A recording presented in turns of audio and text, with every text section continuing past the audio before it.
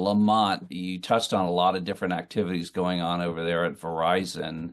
Top priority 25, 26, as you're pushing out your 5G, your private 5G. Gosh, I can't imagine all the work going on with these data centers. What's at the top of the job jar? Yeah, there's definitely a lot in our job jar here that we're doing.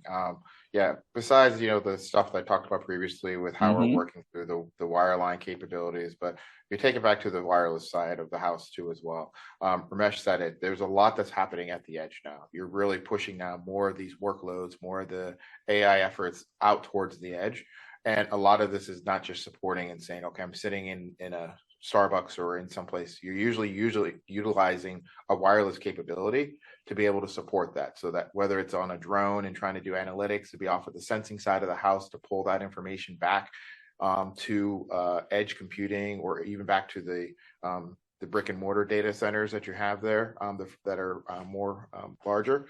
Uh, you're going to need to have that connectivity. So we're really focusing on how we strengthen the wireless network to be able to support coverage everywhere, but then also be able to put some of that priority too as well. Because when you start building some of these capabilities, this is where things coming into place like network slicing, so that you can then provide dedicated bandwidth to support each one of these applications. So because you're going to have a larger and tighter coupling between the applications and the network to be able to support the outcomes that you're looking for. So we're doing a lot of work around there.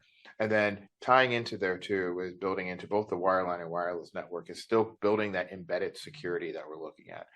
We're looking to continue to build things like our MDR capabilities for managed detective response to be able to detect threats and detect activity and then remediate those things. But then we're also looking at some of the things from that quantum side of the house too as well.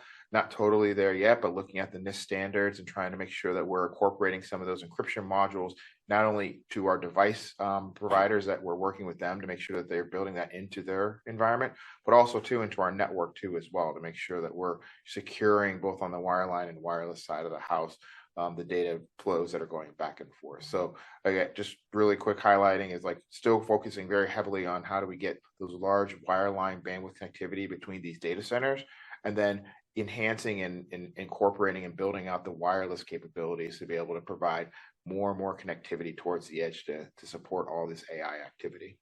Edge fully